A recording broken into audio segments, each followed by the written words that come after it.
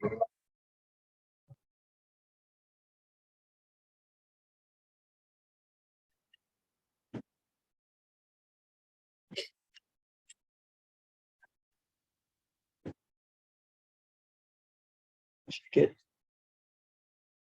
Temperature's on, James. okay.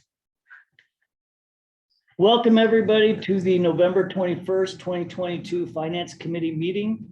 I would ask everybody if you could please have your cell phones on either mute or vibrate, please. If you plan to address an issue under public comment, please come to the table and identify yourself for the record. For folks on Zoom, Councilwoman Dr. Aldridge and Councilman Johnson are available, or they are present at this meeting via Zoom. And at the table or myself and Councilman Escabel. And with that, I will ask the clerk to please read the first item. Number 13, ordinance, second reading, amending ordinance number 4447, approving and establishing revised water and sewer rates, tap and system development fees, administrative fees, service charges and penalties, and septic and commercial waste dump rates as recommended by the Board of Public Utilities by replacing Board of Public Utilities resolution number 2022-03 in section 9. Staff report, please. Yes, good morning, Mr. Chair, Finance Committee members, Brad Brooks, City of Cheyenne Board of Public Utilities Director. What I have before you today is, as was explained, an amendment to ordinance 4447. This is the ordinance that approved all of our rates, fees for this fiscal year. As you know, a lot of those rates and fees don't take effect till January 1st. As we were getting ready to put that information together to get it out for notices that'll be effective this coming January, we happened to notice that on item 9 in that resolution, which basically covers, it's resolution 2022-03, which does our revised water sewer connection fees, system development fees, pump station fees, development fees, and related fees set forth by the board. We noticed an item in that resolution's item Roman numeral 1 and 2 were actually left out. So when we went to convert them over to send them over to the city, they were approved by our board. But 1 and 2, which covered the water connections fees for anything from a 5/8 inch up to 2 inch, and then from the 3 inch meter up to 12 inch, it left those 2 off. So we had everything else, it had all the other numbers, but 1 and 2 were left out. So what I did, I actually worked through Stephanie, Chris, and Kylie, and they were all a big help of what would be the best plan of attack to how to correct this, bring it back before council. And so what we figured is we would just amend the ordinance and replace the resolution 2022-03 in its entirety. So what you have here is a new resolution 03, which has been stamped by our attorney and also signed by Mary Guthrie, our board president, and Math Pope, our secretary, back before you for approval by council, so we can run it through the process. So that's it. I'd be happy to answer any questions or clarify anything maybe didn't make sense in what I said. So Thanks, Brad. Stand by for questions. Are there any questions from members of the public? Hearing none, do I have a motion from the committee? Mr. Chair, I move to approve on second reading. Second. It's been moved and seconded. Comments or questions from the committee? Hearing none. All those in favor of the resolution or this ordinance on second reading, please signify by saying aye. Aye. Aye. As no one's opposed, that item moves forward. Thanks, Mr. Brooks. Next item, please. Number 23, resolution to discharge uncollected debts pursuant to Wyoming State Statute 16-4-502. Staff report. Good afternoon, Mr. Chairman, members of the Finance Committee, Robin Lockman, City Treasurer. Before you today is the City Treasurer's annual resolution for the governing body's consideration to write off uncollectible accounts of the city. This is required under Resolution 4970. The amount of the city's portion of the write-off is $24,279. In addition, the resolution includes $42,887 for the Board of Public Utilities sanitation billings. These debts are deemed uncollectible because they're either outstanding for more than 4 years, the debtor has passed away, or it's been discharged of bankruptcy.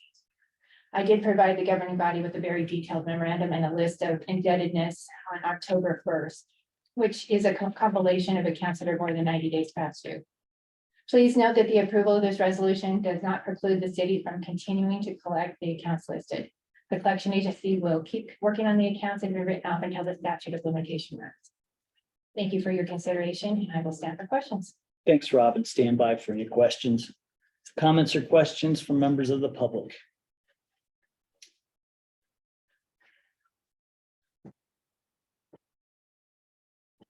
Jim Ridgway, 3615 Moore Avenue, Cheyenne Point.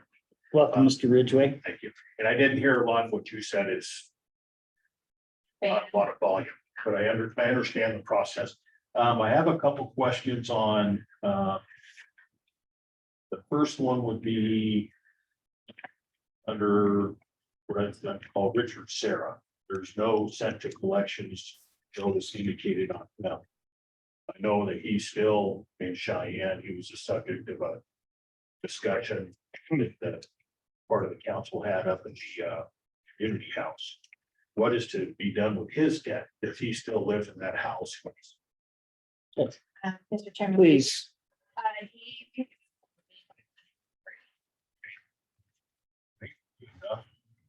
So the people in the neighborhood appreciate that. The other thing I wanted to question is I've got a couple of questions on the process of it. I would go to there's a Rachel Jackson. Board of Utilities. Yeah. Okay. This is Board of Public Utilities. $2,133. And that is, in that process, there's not, that's like, could be 2 years worth of fees. That's not like a normal. Is that normal for the city to do that and not stop the collection of garbage, or how did that get up to that amount?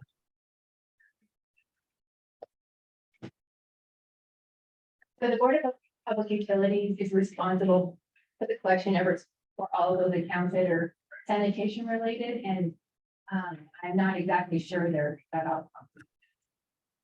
Because this is a significant amount that has It's gone on for Great. not just 1 or 2 months. I don't know. It might be to hire, he's new. But. Welcome to finance. Yeah. No, it's Brad, that's a good question. Perhaps you can provide an explanation for us. Brad Bowen, the manager for Board of Public Utilities. The piece that I can talk more on is really what we do on the water and sewer side compared to the sanitation side. And on the water side, we do go down our shut off process, but I am not aware of sanitation's process associated when an account remains outstanding of a shut off of collection services or the pulling of the receptacle. Mr. Can you, Do you want to? And I was gonna bring this up at the full council meeting next week Sure. also, but if you can. Brad Rucker, Director of BOP. Yeah, I would agree with Brad. I don't think typically we handle all the water sewer related items when it comes to sanitation. That's something that's strictly done by the sanitation department whenever they cut those off or not. So we would probably just go on their call of when those services would be stopped. if there's nobody from sanitation here, Craig, are you gonna take a stab at this? I'd have to have a question. I think, sorry, Craig, the question was, how long does sanitation usually let an unpaid bill go until sanitation will kind of shut off service for that building? I think the, We Mr. use Marv McNally. yeah, well, you brought up Rachel Jackson, Okay. who was $2,133 owed. And so the question was, what's the process when somebody doesn't pay their bill for that extended period of time. Craig Boyd, Public Works, through you, Chairman. That's not necessarily a sanitation bill that is related to your collections for monthly. This could be someone that had gotten a 1.5 or a 15-yard roll off, and they just didn't pay the bill, which those can be for a collection, could be up to $800 or $900. So when we shut them off, usually from the board is when they let us know that they're in arrears. And then we have a process of calling, sending a letter. The ordinance is a little, I'd say, up to determination, whether we should keep that on, so trash doesn't build up below in the streets. But after a while, we do shut them off, yes. Okay. Mr. Ridgway? Well, it doesn't really answer my question. That was an extreme example. If you look at the list, we have 255, 478. $415 by Jerry Jamelli. You're saying that could be a roll-off container too, or the majorities, these might be roll-off containers, or To you, Chairman, it could be roll-off containers, it could be charges at the landfill. If it's through the board, it's not a charge to the landfill, but if it's just a straight sanitation bill, get anybody anywhere from roll-offs to compost charges, which won't get that high, but landfill charges can't get that high with water containers. is there a process where if I don't pay my sanitation bill, where does that get cut off? Where do you come get my containers? After 1 month, 2 months, 3 months, is there anything that you do to? Through you, Chairman, it's usually dictated when the water shuts off. Mr. Chairman, I had a question is how often I don't pay my water bill? When does my water get shut off? Is there any coordination between you two guys or? Mr. Donner? Mr. Chairman, for you, if I'm remembering the procedures right, it is, we start contacting a customer once the bill's 30 days overdue. And I think by the time it starts hitting 60-day mark, the water has been shut off. Does that answer your question, Mr. Ridgway? But it does, but I think that there's not enough clarification in sanitation fees billed by Boku on to indicate, what exactly happens. I guess I'm just trusting the city that there's going to be coordination and they're not going to let this go for 3, 4, 5, 6 months down the line, waiting for someone to pay a bill. Your point is taken, Mr. Ridgway. I think if there's some additional information, we could probably get that gathered and I could have that forward, or I'd be happy to forward that to you personally. The other, Wait, Mr. I do want to Robin? mention, Go ahead. just for Ridgway. So the Board of Public Utilities, if a customer has a water account, they will be billed sanitation services, but we also, the city, you might notice that we bill sanitation services if they don't have a water account, if they're. Thanks, Robin. Any other questions? Yeah, Mr. Chair, and maybe for both Mr. Ridgway and our treasurer, so can't put a lien, so what if then going through collection agencies? And obviously, just because we're discharging the debt so you can balance your books, we're not gonna stop trying to collect those debts. But aside from liens, and what other collection companies, what other resources do we have? So what the city does is that when they past due bill is at 104 days, we send it to collections. And then we're kind of changing how we're doing things that are a little higher dollar amount. We're having the city attorney's office take some of our accounts as claims for it. So I'm not sure, I think they have like 5 or 6 accounts we can count. Some of the big accounts that we can do. About. Other questions? Mr. Ridgway, did you have some I more? do, kind of just to see how it runs, this one belongs recreation player fees. Rebecca Velez, $2,500. Question is kind of like in the same thing. At some point, you know that check, that payment didn't clear. Are they ceased to play in any tournaments? Or is it a special league or? Thanks, Craig. At some point, Jason, I realize that some of these if are. we get any more people up here, we can have our own Thanksgiving dinner. Jason, go ahead. Jason Sanchez, Community Rec and Events. That is exactly what we do. If they are delinquent in their payment, they're not allowed to play or to sponsor that team until the debt is collected. And I would like to add it to, Go ahead. the city treasurer's office, like 4 years ago, we instituted a cash only list. And so anybody that is at 60 days past due, we cut off. Including, And those are updated weekly. That's a great thing to know. I don't think a lot of people know that. So we're that being strict. that'd be, well, knowing Marty, I'm not surprised. That would be some good information to get out to the public. Being on the list. Yeah. Thanks, Mr. Ridgway. Other comments or questions from the public? Okay, hearing none, do I have a motion from the committee? Move to adopt, Mr. Chair. A second. It's been moved and seconded. Dr. Aldridge, you had a question? I do. Thank you, Chairman White. I appreciate Mr. Ridgway asked a lot of the same questions I was going to ask. I know that this is an ongoing concern of mine, and I appreciate the work that Robin and her team does to try and collect these debts.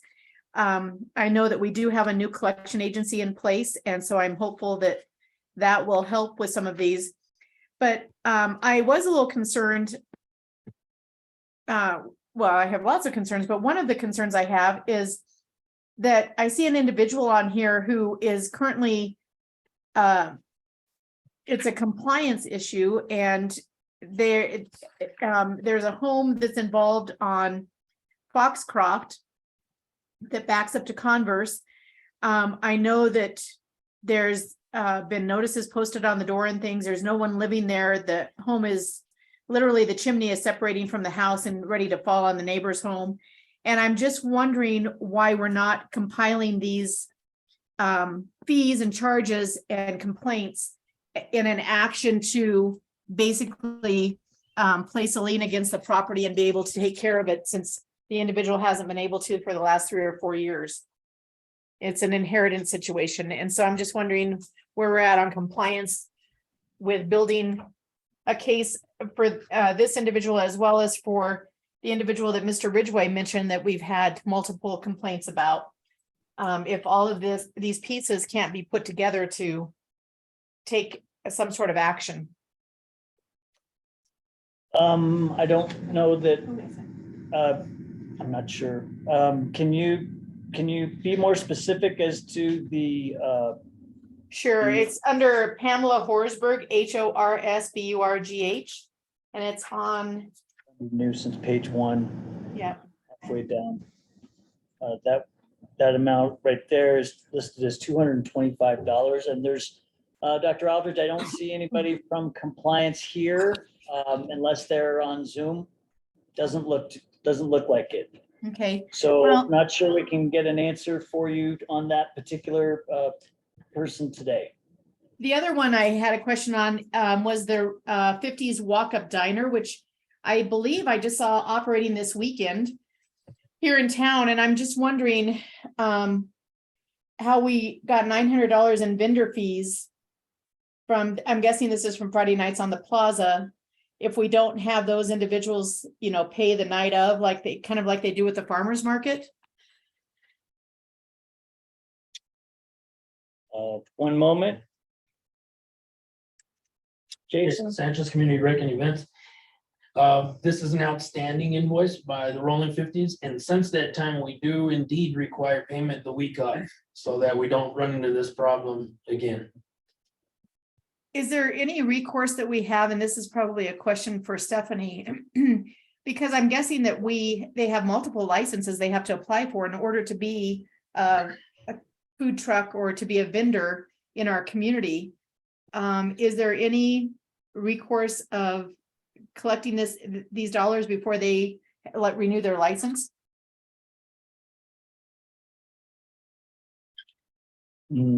Stephanie's approaching. Ms. Foster? Stephanie Boster, Cheyenne City Attorney. I'm not aware of this particular debt, so I could certainly look into that. But what recourse they have available to the city, I'm not sure. So I'll do some research. One of the questions I had down here, Stephanie, also is like Safeway Incorporated is listed as having $174.95. And if I remember correctly, this is not the first time we've written off fees for Safeway. So some of these look like they're frequent flyers. And I just am wondering, it's so frustrating that we have business entities in our community that think that they're above having to pay these bills. I don't disagree with you, Dr. Aldridge. Are there other questions? No, I'm just wondering about recourse. I'm also wondering about the possibility of, putting this out in a public notice or something, because I think that quite honestly, a lot of times peer pressure is much more effective than collections.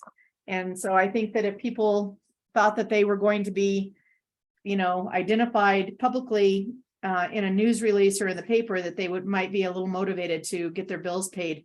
I'm thinking of a few on here that I know personally that I probably am going to give a phone call to. Go ahead, Ms. Foster.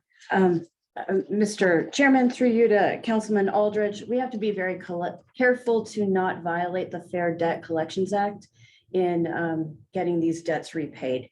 And a public notice through something like Facebook wouldn't be appropriate because of that. Anything else, Dr. Aldridge? No, I just a frustration that I guess one question I have for Robin is, it seems to me that the city's portion of this went down this year as far as bad debt collection. Is that correct, Robin? Yes, that is correct. I think it's gone down the last couple of years, if I'm not mistaken. Well, thank you for all your hard work. Yes, you and your staff certainly should be commended for your efforts in this area. If there are no other questions on this particular item, all those in favor of the resolution, please signify by saying aye.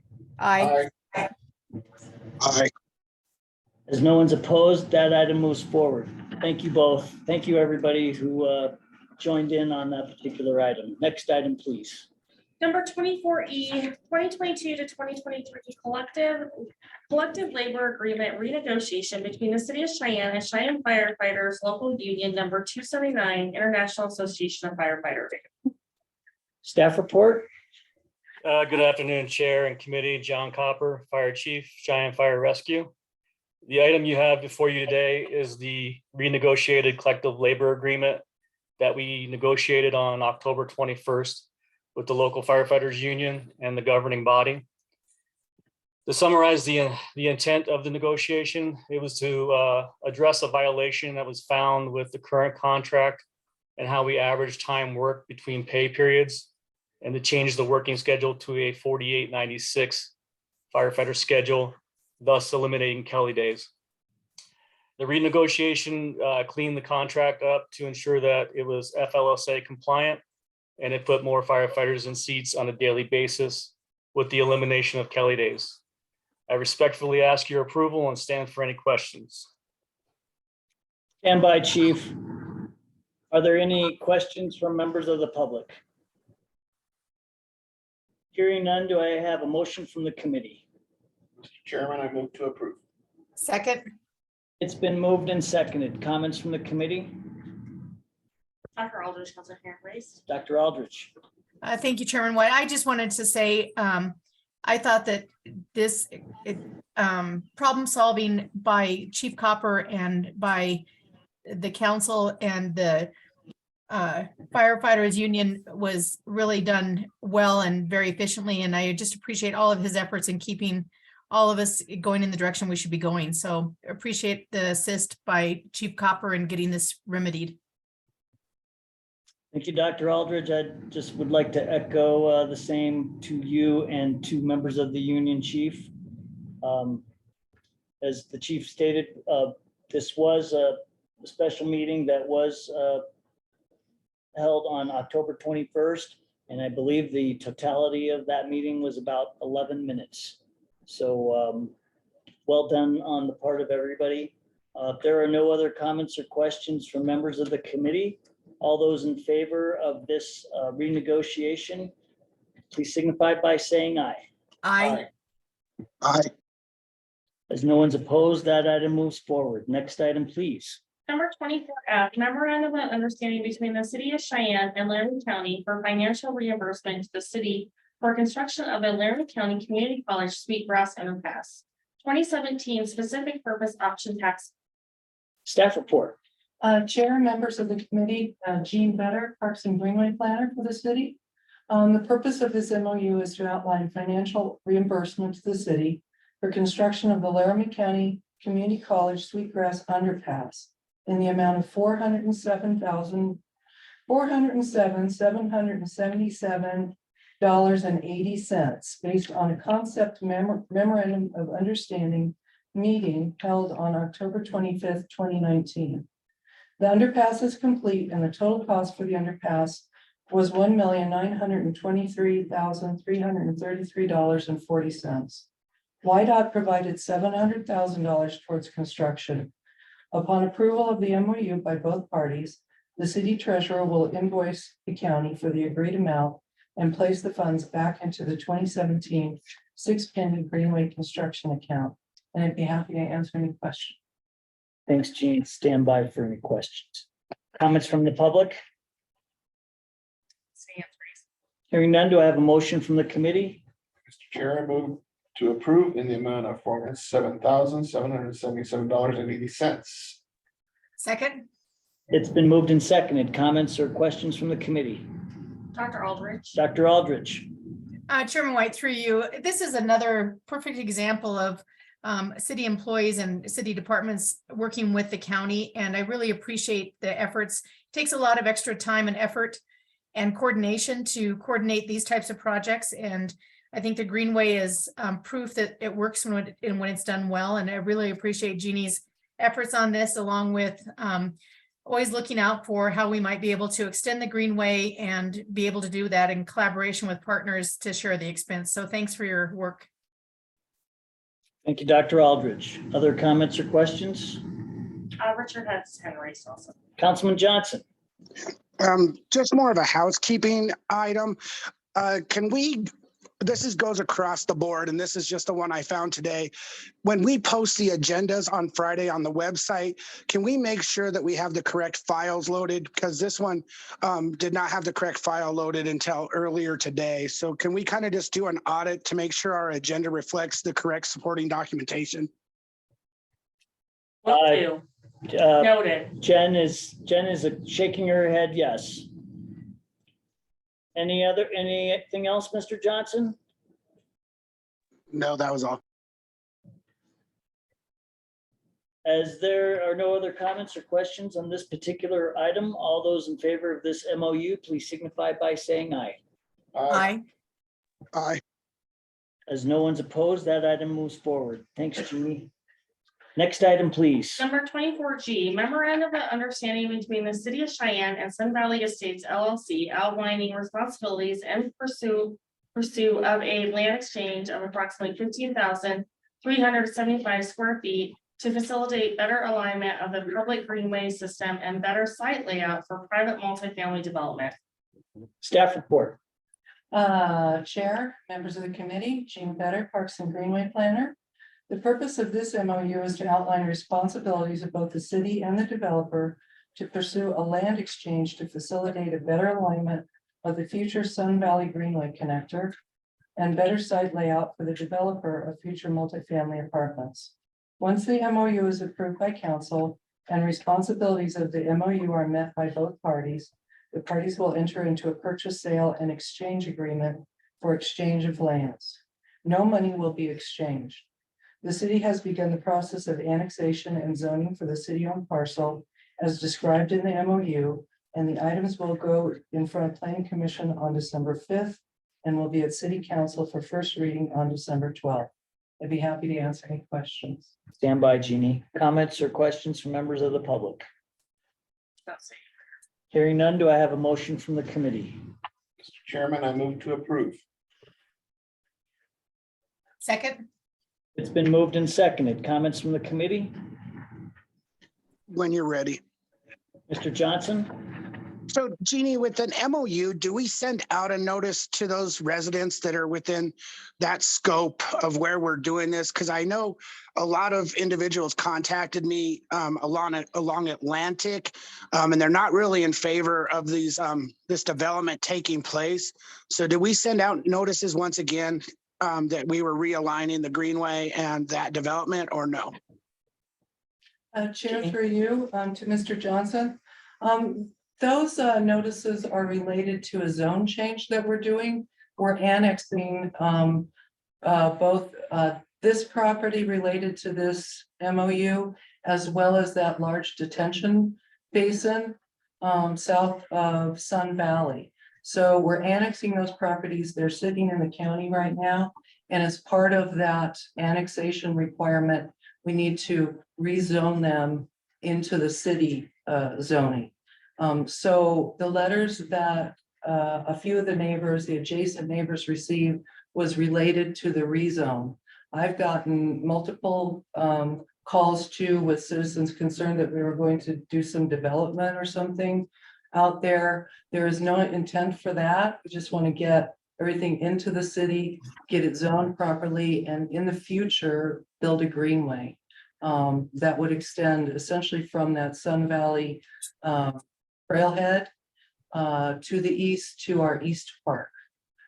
So everyone I have had discussion with, once they understood what we were trying to do, I think they were pretty happy about that. But there is not a notice requirement for this MOU. Okay, thank you. Thank you, Mr. Johnson. Mr. Bloom, you have a comment to make? Chair, members of the committee, Charles, Planning and Development Director. Just to elaborate on Councilmember Johnson's comment, there was a conditional use requirement for a related multifamily development just north of this. That one did have public notice back when it was done, risking comments and concerns by the neighborhood. This property, once it is swapped, once a swap does occur, that conditional use process will begin again. So they will also have public notice, another opportunity to comment on the changes to the multifamily development that is proposed there. So they will have a similar process as well. Again, the proposal that they're proposing, I believe it is the same number of units. The intent of this is to create that better greenway alignment with that better turns and curves and better access to the nearby neighborhood. Thanks, Mr. Bloom. Any other comments or questions from members of the committee? Yeah, when you're ready. I'm going to go with Mr. Escabel first, and then I'll come back to you, Mr. Johnson. Go ahead, Mr. Escabel. Curious now, we're to the total amount of miles we have in Greenway. I think last count, we were at, get this right, 46.9. My coffee mug says 45, so That I'm was gonna have to get a new coffee mug. That was a couple of years ago. I know. Really hear a lot from visitors to our community, and certainly members of our community that use it a lot. Always getting compliments about how great that greenway system is and continued improvements of it. Yep. If I could add, our Parks Department does a remarkably good job. They really do. As well. They really do. It's certainly one of the crown jewels of our community. Mr. Johnson. If Charles is still up there, can he give me a timeline of when the neighbors can expect that next letter to be in their mailbox? Mr. Bloom? Chair, members of the committee, I think that might be best expressed by the applicant's agent with Palma Land Planning. I'm not exactly certain when they plan on filing their revised conditional use request. Mr. Palma, go ahead. Good afternoon, Chair, members of the committee, through you, Chair, to Councilman Johnson. The application has been submitted for the basically the reapplication of the conditional use to adjust the boundary based on this land transfer to allow the greenway to go through there. So I believe that will be on the January 19th agenda, mid-January agenda of the Board of Adjustment. And those notices should go out about 10 days, I think, in advance of that hearing. So they'll get a notice on that. In addition, in order to make the project work and then adjust these boundaries for the record keeping purposes, there will be a plat submitted by Style Surveying, which adjusts all the boundary lines and outlines where the greenway goes and where the project is expanding to the east. And so that will also, I believe, have a public notice requirement to it. So they should see those coming through both in the mail and posted on site, so they can attend the hearings and be part of those discussions. Thanks, Casey. Thank you. Mr. Chair, Mr. Escabel. just along the lines of what Councilman Johnson's concerns were from the residents on Atlantic Avenue. So Atlantic Avenue dead ends right there where East Community Park was going to start. And it extends, the new plat will extend for that development. How far east? So the plan for this development is basically just there along the branch. So it's not going to go out that far to the east, but as you know, the city owns that corridor there between Atlantic and the railroad.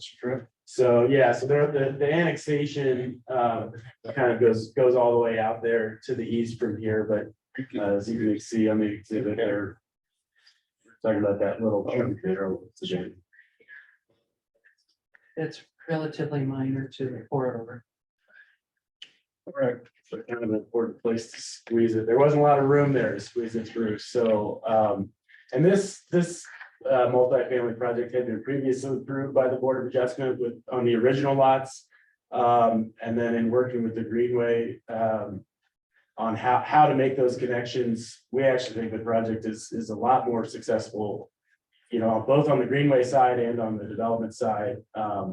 To approach it this way and kind of spread it out east to west and then allow that broad greenway corridor going across the south side. Okay, thank you. Thank you, Mr. Johnson. I'm Did good. you have another question? Okay.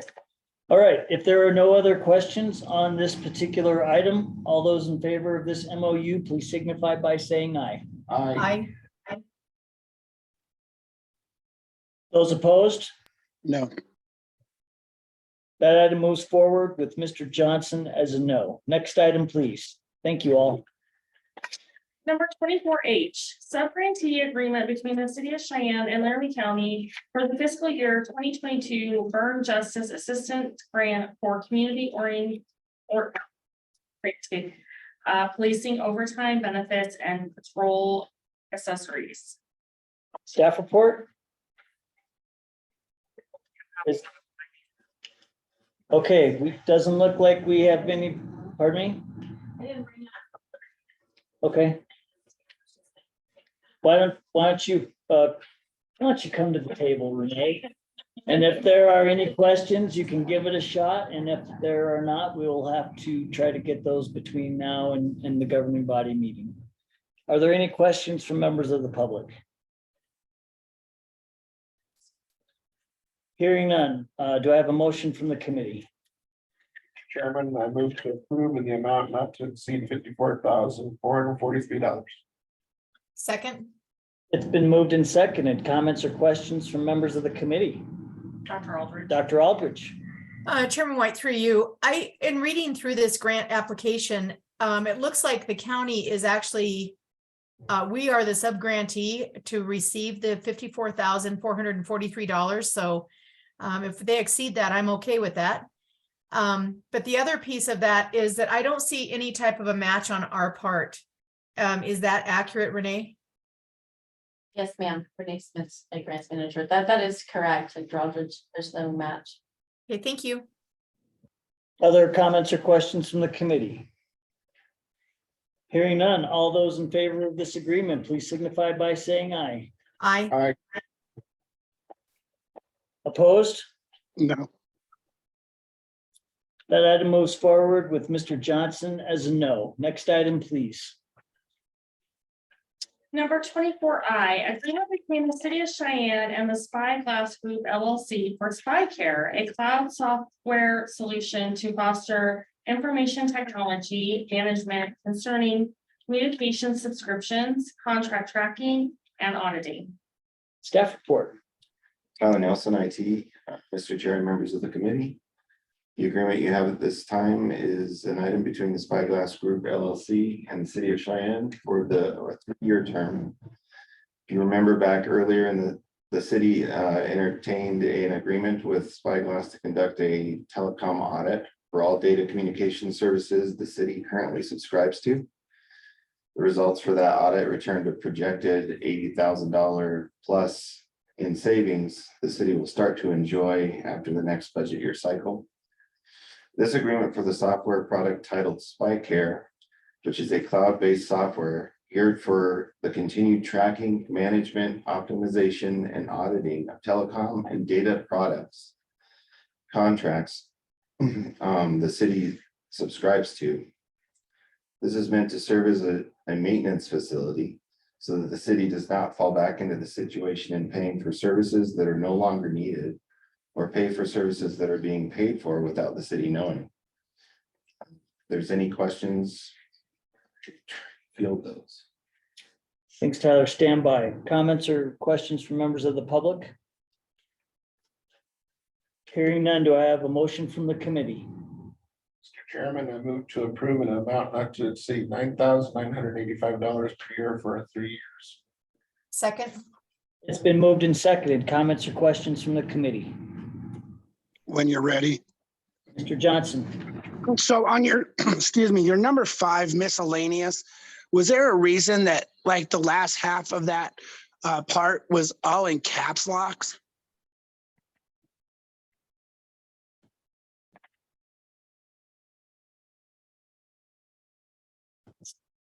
Tyler or Stephanie? Sometimes I know in my experience with the state, sometimes we have certain sections of particular contracts that for whatever reason have all caps in the language. I'm not sure if that's the reason for this or not, but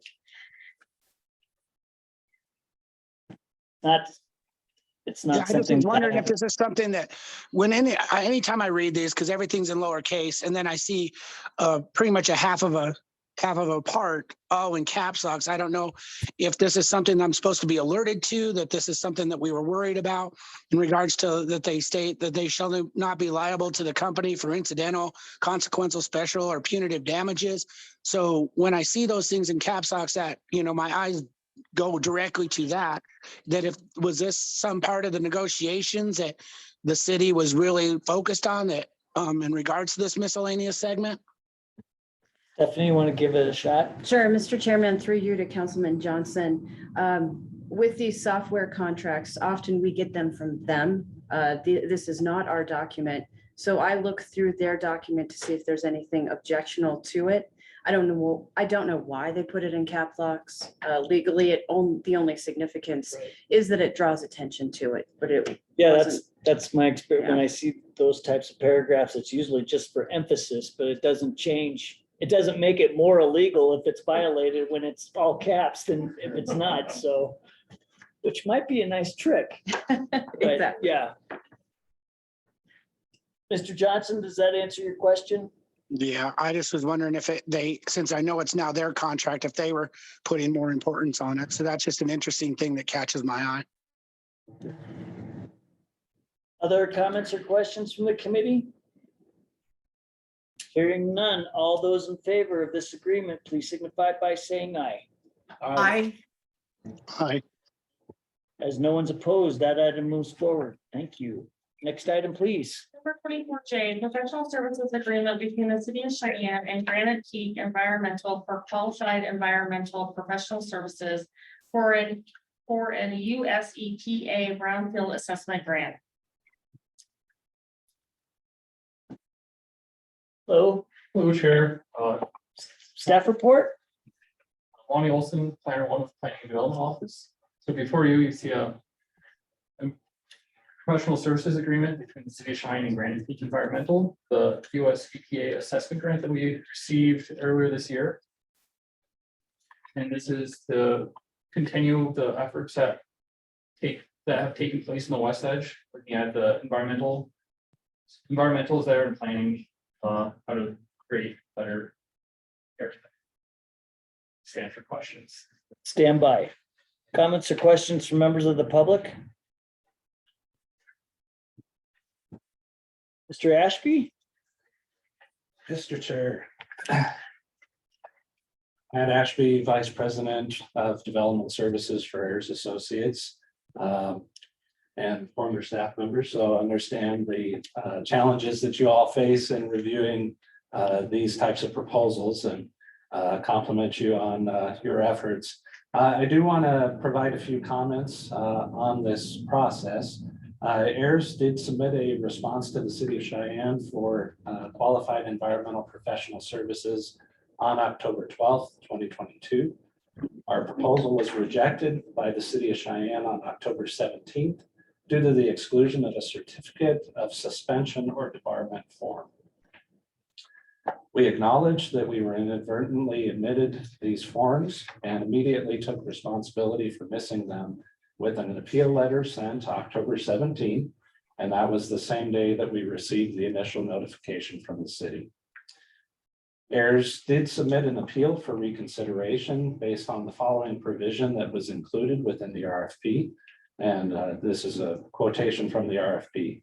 The city reserves the right to reject any and all proposals and does not bind itself to accept any proposals for this work or any part thereof.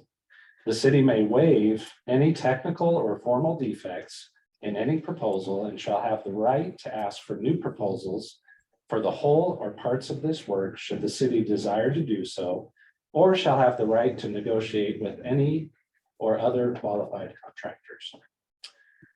On October 27th, 2022, the city informed Ayers that it would not exercise this ability, stating that it would not be equitable to the one other firm that submitted for this proposal, thus making this technicality the one and only deciding factor on the selection. We received this notification and met with our team internally to discuss why this form was initially missed. We concluded that there are irregularities in the RFP that led to confusion with our marketing team. These include the following. Pages 7 through 9 list the requirements for the submittal. The debarment form is not included on these pages. Page 19 of the RFP lists a description of the federal provisions and clauses. It states that a sample PSA with the required federal provisions is included for reference.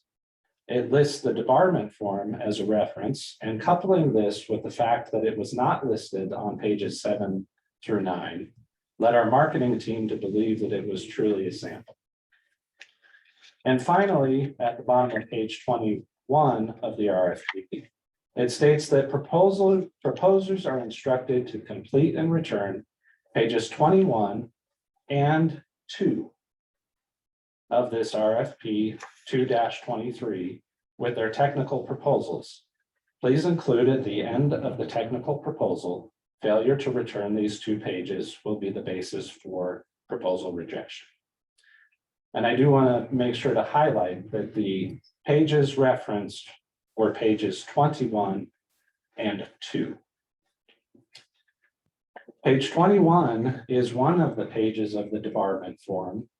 Page 2 is the table of contents of the RFP. If page 22 is what was meant, 22 is the first page of the sample contract. This leads to further confusion, and if a proposal admitted page 2, it should also be rejected. We're formally protesting the irregularities of the page numbering references in the published RFP.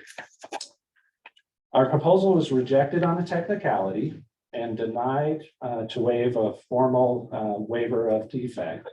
And our request is that the city holds itself to this same standard with the irregularities and defects outlined above. It's also our understanding that this is not a required form by the EPA. And we have completed similar competitions under the same grant with Wyoming DEQ that did not require this form. Additionally, rejection of our proposal resulted in only one submittal for the qualified environmental professional. This rejection results in an out-of-state consultant receiving the work when a local firm was rejected based on a questionable technicality. Theirs is only seeking the opportunity to compete in this process, helping the city ensure that they are receiving the highest quality of work for this important opportunity for the citizens of Cheyenne.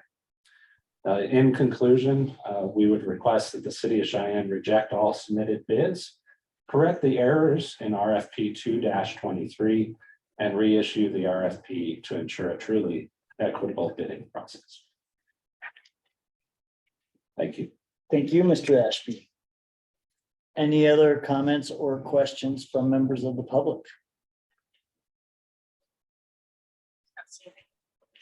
Hearing none, do I have a motion from the committee?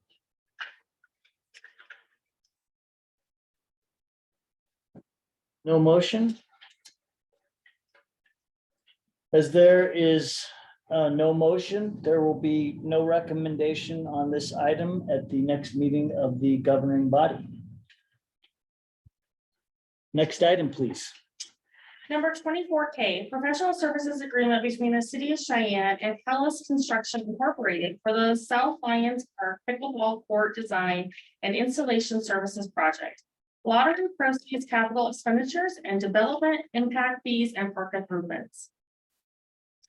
Jason, I've received so many comments on this item. Staff report. Mr. Chair, this is community recognize. As it Jen described, we're looking to build some pickleball courts, additional pickleball courts in Cheyenne. Over the course of the last few years, I can tell you this is the highest requested amenity that our office has received. We get calls, if not weekly, then at least every other week. We tried to build some new courts in Saddle Ridge earlier this year. We met some opposition with the subdivision. The folks in the subdivision, just based on noise pollution and parking accommodations. And so the area we have located in Lions Park basically eliminates all the concerns that were brought to us originally. It's on the south end of the park, kind of where we used to have the animal pens. There's a parking lot adjacent. We have a path adjacent to it. So access is available. The funding mechanism we have in mind is using the lottery proceeds that were afforded to our department this year and community enhancement fees. I'll stand by for questions. I know there are quite a few people in the audience today that wanted to come and speak. I also just wanted to share just a quick rendering of where they would go and what it would look like. I'll stand by for questions. Thanks, Jason. Please stand by. Are there comments or questions from members of the public?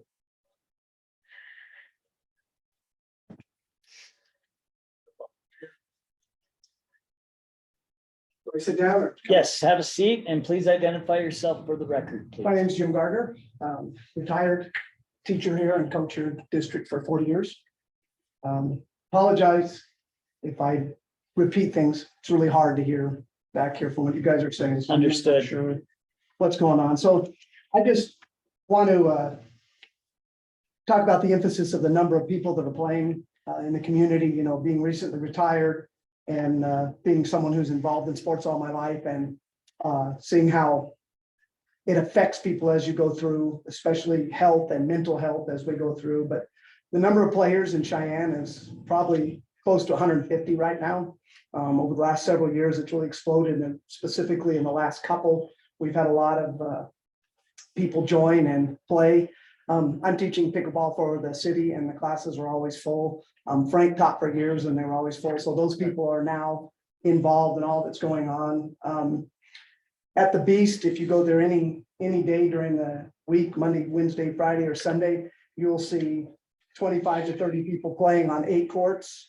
And then in the summertime, when we have MLK, you'll see that number of people playing on the courts, plus all those that play at YMCA. So we'll have 40 people trying to play on 4 courts, which only hold 16 people. And so when we opened up the United Nations Park, that took 8 to 16 of those people, but it's still overcrowded. So the use in the summertime, especially in the mornings, is really high. I've showed video to Mr. Rennie and Mr. Collins, so they're well aware of how many people are there and the need we have. Because you think about if there's 16 people waiting and there's 16 to, or playing and 16 to 20 waiting, it's a long time to be able to play. And the mornings are the best, especially if people are older, because the heat gets there and they're not able to play in the afternoon when it's hot in the summer times. As far as the courts go in the city, I think with the Beast and the Y, the indoor recreation that we have is capable of holding that right now. But if it grows much more, then the indoor is going to be overpacked as well. I think that when you look at how pickleball is and how it's grown in the community, it's not just something that's adapted that you just go out and play. I think it's something that's a social commitment. There's a lot of socialization in pickleball. If you look at it across the country, it's not just you go out and play, but you stay and socialize. So the mental health, the camaraderie, the things that you go along that you learn all through your sports are carried along with that during your time as you grow and age and older. We have people that are in their 80s and 90s that are still playing. And there aren't very many of them because the age group doesn't go that way, but we have lots of people in their 70s and 80s that play, and one in their 90s that comes every now and then. So it is capable of being playing for a lifetime sport, and I think it's something that we in our city can watch it grow. And the last thing I'd say is we can get more courts. We are so close to Colorado and people in Wyoming that tournaments we could hold with that at Martin Luther King Park, and now with United Nations, we could hold a big tournament. I'm going to hold one in in March at the Beast, and we'll expect over 200 people to come. And the impact of that will be a lot just for that one weekend. And if we could do that 2 or 3 times and bring it in the summer instead of only being capable of doing it in the winter, I think that would be a good thing as well, and add to the dynamics of our city of what we can bring. So those are just my observations, and I'd say 100% behind. I think there's a lot of people, especially in our age group, that don't hear as much, and I'd kind of like to represent that as we go forward. Thank you, Mr. Gardner. Stand by. Other comments or questions from members of the public?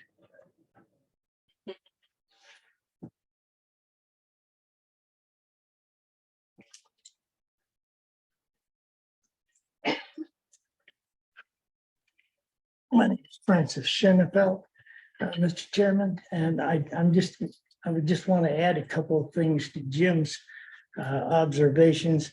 I teach for the city on a contract basis. I teach pickleball 101, and we are teaching about 50 people twice a year that are coming into our pickleball groups.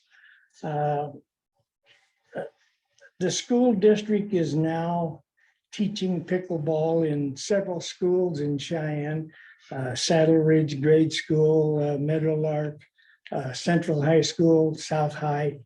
And all of these people are prospective incoming groups. And we don't have the space until they start doing this kind of work.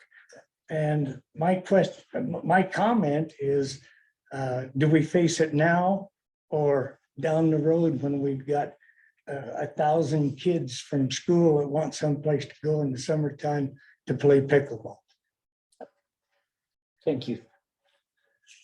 Thank you, sir. Other comments or questions from members of the public? Not seeing here. Hearing none. Do I have a motion from the committee? Mr. Chairman, I move to approve in the amount not to exceed $552,275.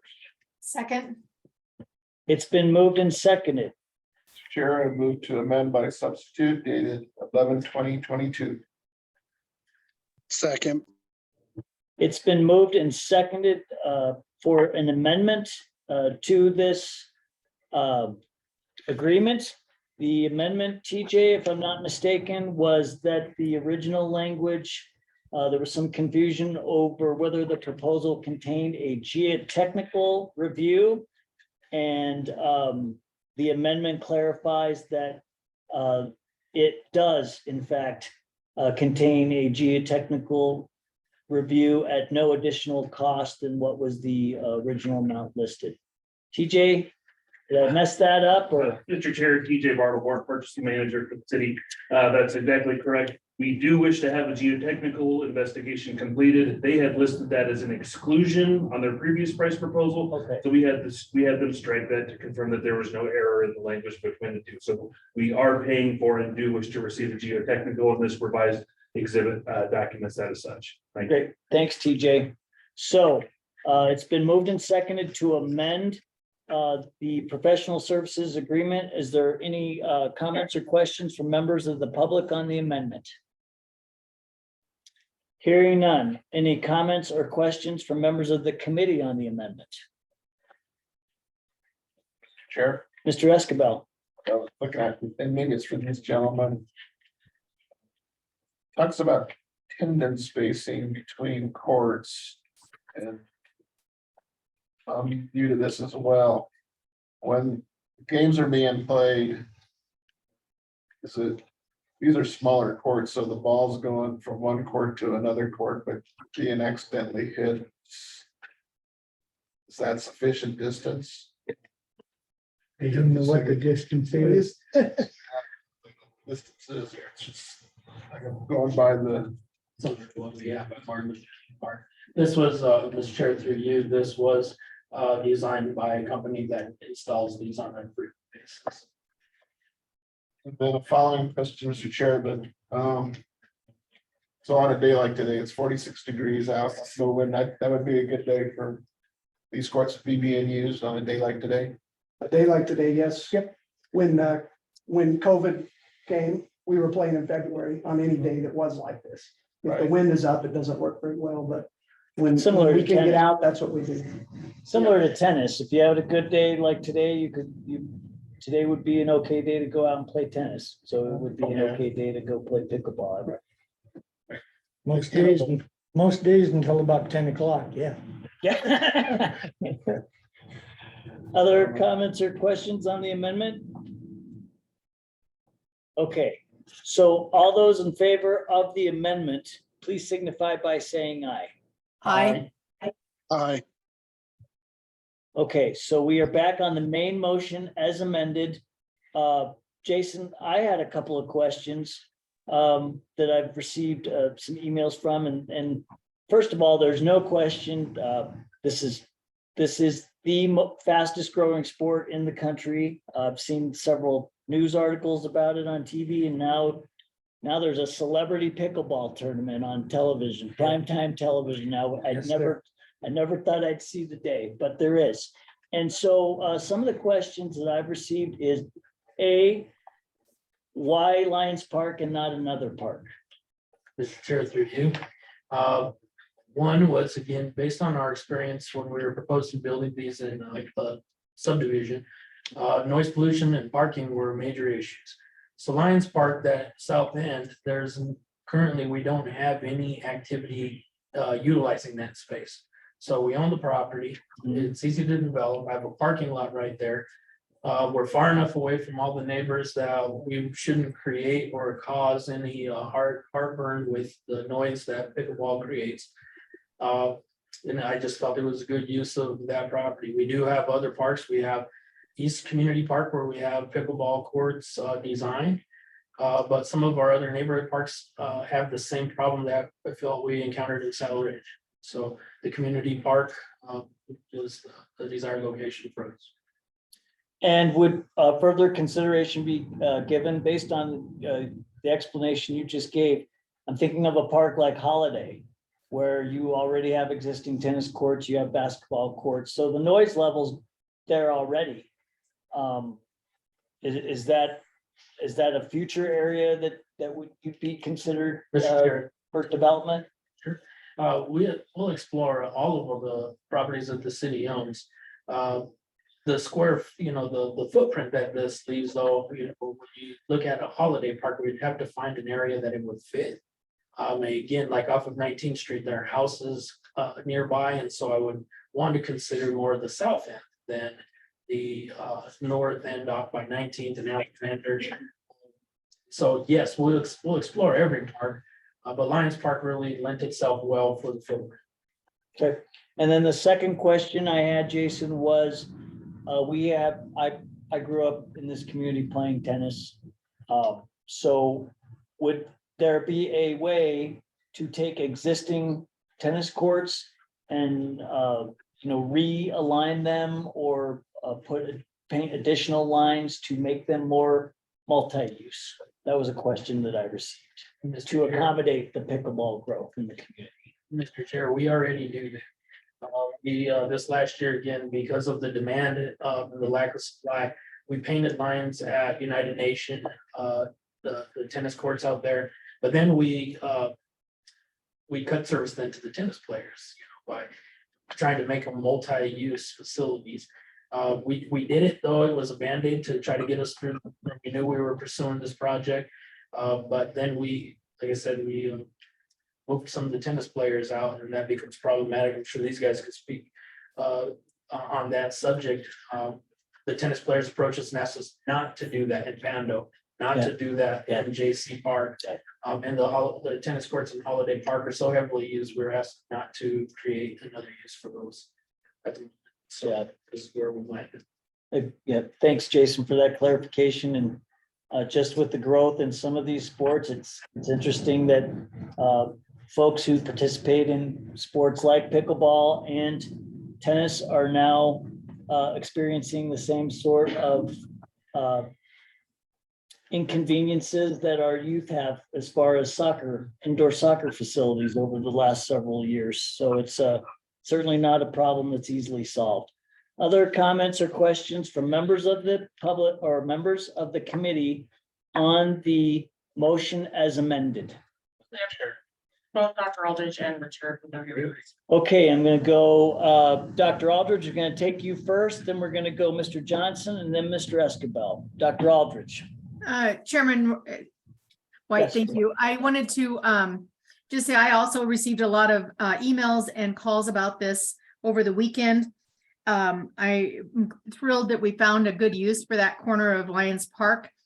I also had the opportunity to be at the East Side Park meeting, or East Side Park, East Saddle Ridge meeting, when they had the conversation about not putting the pickleball courts out there, and know that there was a large contingency of pickleball players who were disappointed that those were not being built.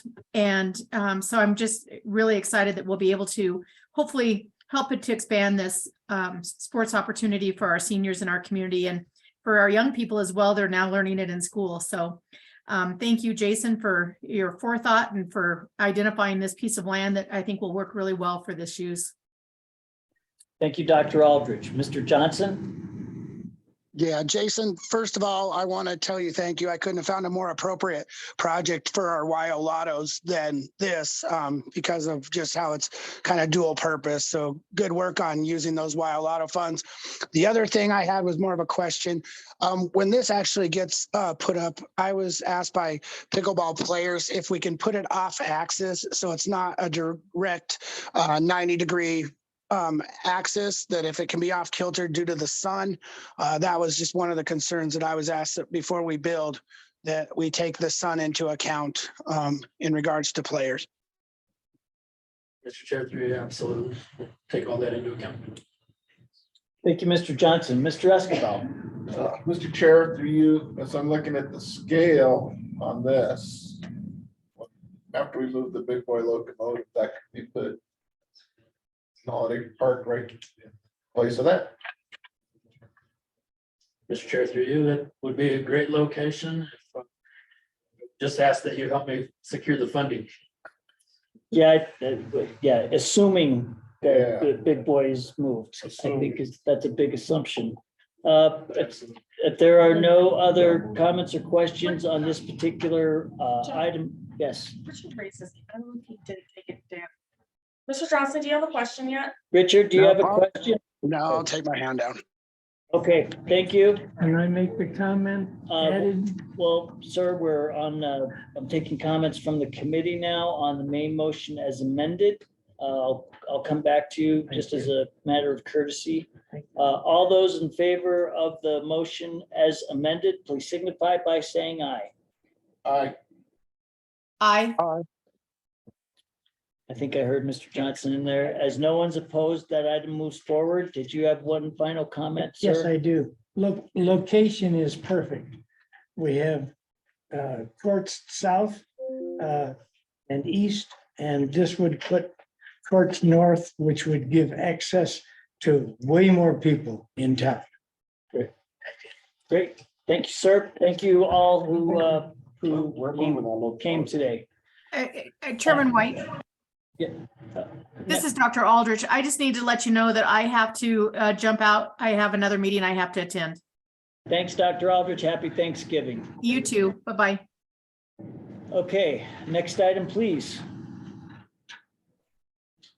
Sorry. That's okay. Number 25A, consideration of bid number S-4-23 for an agreement between the city of Cheyenne and Aztec Construction Company Incorporated for the Cheyenne Fire and Rescue Department Site 1 Utility Main Extensions Project, American Rescue Plan Federal Recovery Funds. Is there a staff report? Good afternoon, Chair and Committee. John Copper again, Fire Chief, Cheyenne Fire Rescue. The item you have before you today is for utility main extensions for water and sewer services at the new fire station location at the Converse site. This bid is in relation to the contract modification number 1 for the design of the utility extensions the governing body previously approved.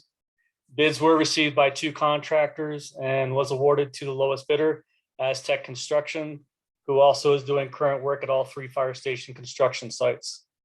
This project will not only serve the new fire station, but also future potential development for Parks and Rec for the Dutcher ball fields.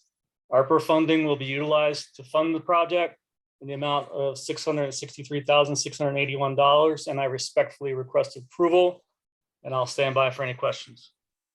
Thanks, Chief. Stand by. Comments or questions from the public? Hearing none, do I have a motion from the committee?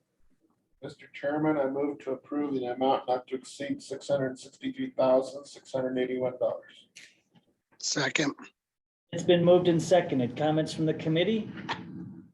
when you're ready. Mr. Johnson? So I don't know if Chief Copper or Renee can answer this question. How, I guess, seeing the funding source, how did this, because of construction on a new fire station, I guess if it goes to the Duggar, how did this actually qualify using American Recovery money? Renee, you're getting your exercise today. Keep the step. Renee Smith, Grants Manager, Mr. Chair Committee. The reason why it qualifies is for using the, basically that pot of money that's not encumbered by health, all of the others. We had $10,000 in funds that could be used at the city's discretion for capital projects, things of this nature. So that's the pot of money we're using for this one. Okay, thank you. Other comments or questions from the committee? Hearing none, all those in favor of this bid consideration, please signify by saying aye. Aye.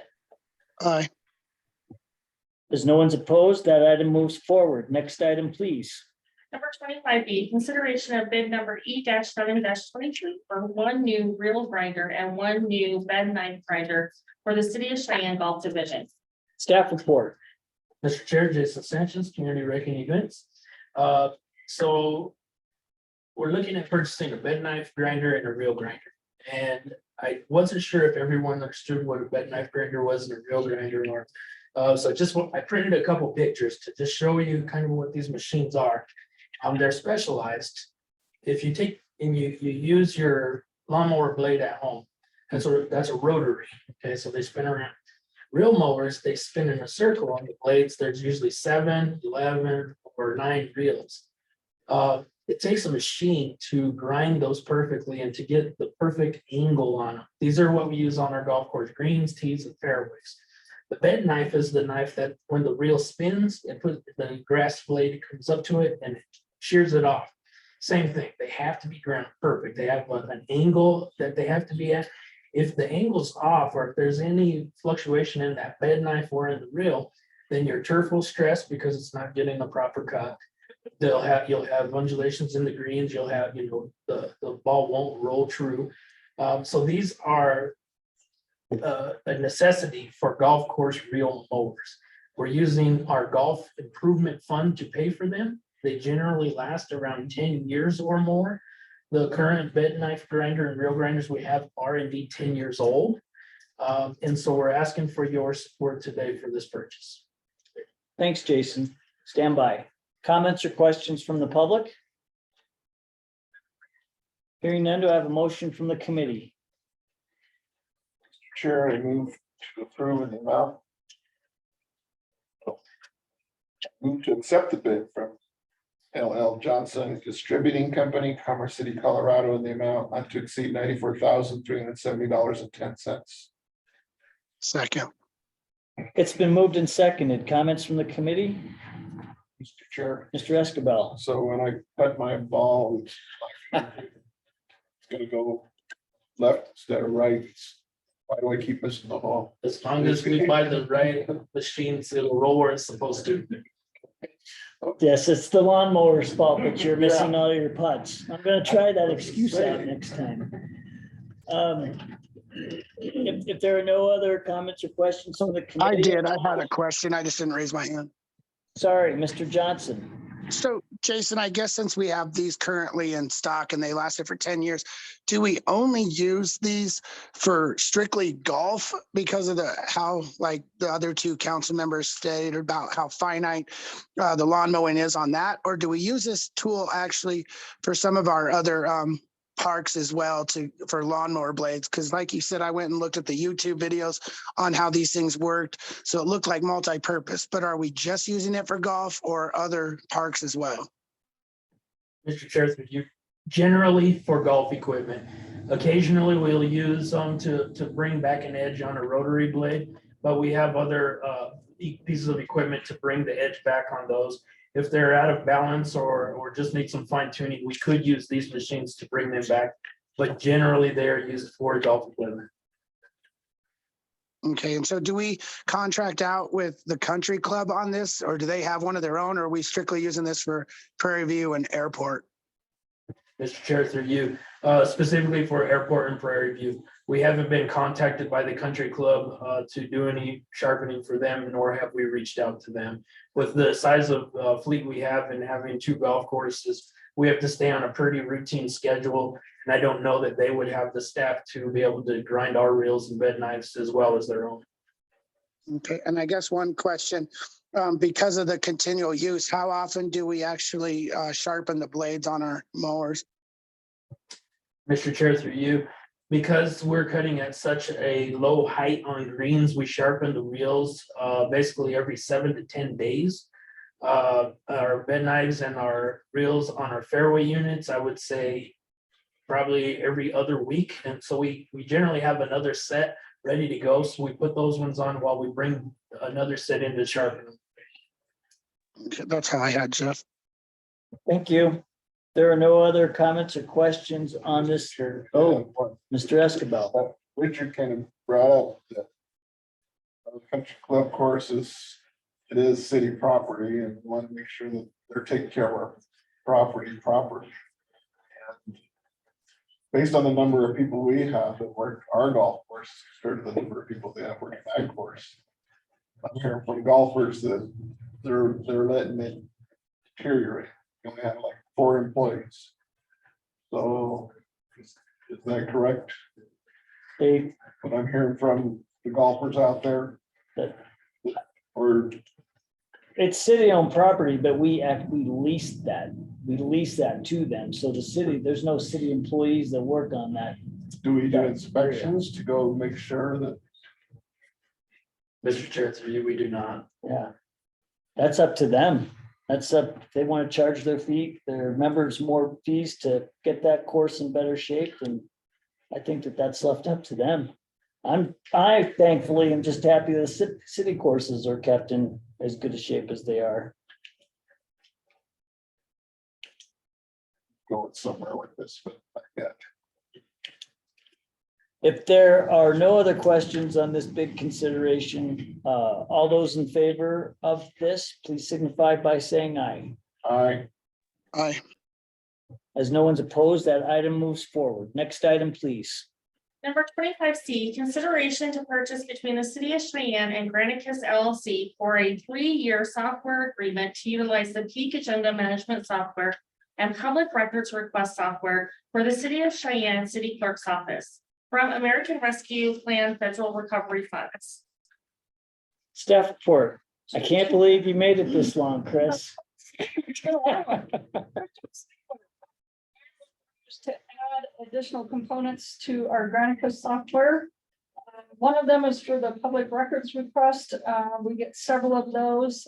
This will help streamline that process by getting the request to the appropriate staff member to return the documents so that we can stay in compliance with statute requirements on public records requests. The most exciting piece of this is the agenda management program. It will have unlimited user accounts, unlimited meeting bodies and meeting types. So for instance, city council can use it. Building, planning and development staff can use it. It's going to make this a lot easier on staff and try to ensure that we don't have mistakes going out there for the public. Thanks, I'd be Chris. happy to answer any questions you might have. Thanks, Chris. Stand by. Comments from the public? Hearing none, do I have a motion from the committee? Mr. Chairman, I move to approve in the amount not to exceed $63,450. Second. It's been moved and seconded. Comments from the committee? Mr. Chair, Mr. Escabel. I guess maybe going forward. Work session, more training, but what I noticed on the dais, that only 2 members of council use their computers for current agendas and documents. Just to save paper, maybe we need the other councilmen to probably look at using their computers for this instead of all the stacks of paper that we're going through and save Jennifer some time. Mr. Chair, Chris Jones, City Clerk to Councilman Escabel. Unfortunately, that's a choice of each individual, how they want to view their documents and in what format. Can't force them to do that. It's always available online. I don't know how you would accomplish that. I'm not saying I'm gonna force them. Any other comments or questions on the consideration to purchase? Hearing none, all those in favor of the this consideration to purchase, please signify by saying aye. Aye. Aye. As no one's opposed, that item moves forward. Next item, please. Number 25D, consideration to purchase between the city of Cheyenne and Vogel Traffic Services doing business as Easy Liner for the refurbishment of an existing 2013 Easy Liner striping truck for the city of Cheyenne Traffic Division 2019 to 2022 optional 1% sales tax fund.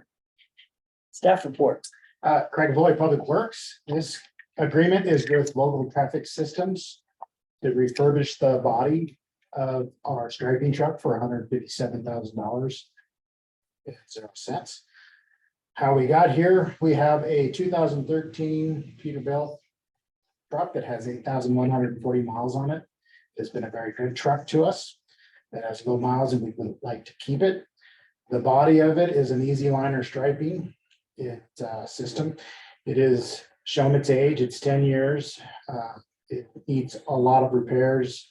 The steering's starting to go, the timers on them, the speedometers, and all the lines need to be replaced. A lot of these parts are becoming, especially on the driving, the timers have become irreplaceable and they've gone new models.